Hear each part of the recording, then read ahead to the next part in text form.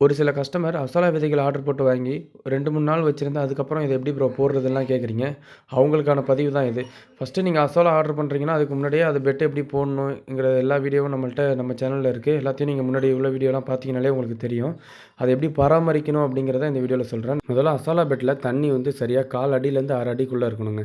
அதுக்கு மேலேயும் போகக்கூடாது. அதுக்கு கம்மியாவும் வந்தது அப்படின்னா, நமக்கு வந்து அசோலாவோட குரோத் கம்மியா இருக்கும். அப்புறம் வந்து மேல கண்டிப்பா ஷேடோ நெட் கட்டிக்கங்க. "நீ ஏன்டா கட்டாம வச்சிருக்க?" அப்படின்னு கேட்காதீங்க. நான் ரெடி பண்ணி கட்டணும். அப்படியே விட்டுட்டே இருக்கேன். ஏன்னா மரத்து நிழல் வந்துடுறதுனால கொஞ்சம் அலட்சியமா இருக்கேன். நிச்சயமா கட்டினேன். மரத்தோட தழைகள்லாம் கொட்டிடுது அடிக்கடி. இந்த வீடியோல பார்த்தாலே உங்களுக்கே தெரியும். அதுக்கப்புறம் பார்த்தீங்க அப்படின்னா, அ தண்ணி வந்து சரியா 1 மாசத்துக்கு ஒரு தடவ தண்ணிய மாத்திருங்க. மாட்டு சாணம் வந்து 10லேருந்து 15 நாளைக்கு ஒரு தடவ கரைச்சு ஊத்திருங்க. இது பண்ணுனாலே நமக்கு அசோலா நல்ல முறையில ஈல்டு வரும். புரோட்டீன் கன்டென்ட் அதிகமா இருக்கும் அந்த அசோலால. உங்களுக்கும் அசோலா விதைகள் வேணும்னா, ஸ்க்ரீன்ல தெரியிற நம்பருக்கு கால் இல்ல மெசேஜ் பண்ணுங்க. ஓவரால் இந்தியா ஃபுல்லா கொரியர்ல அனுப்பிச்சிட்டுருக்கேன். உங்களுக்கும் அனுப்பிச்சு விட்றேங்க.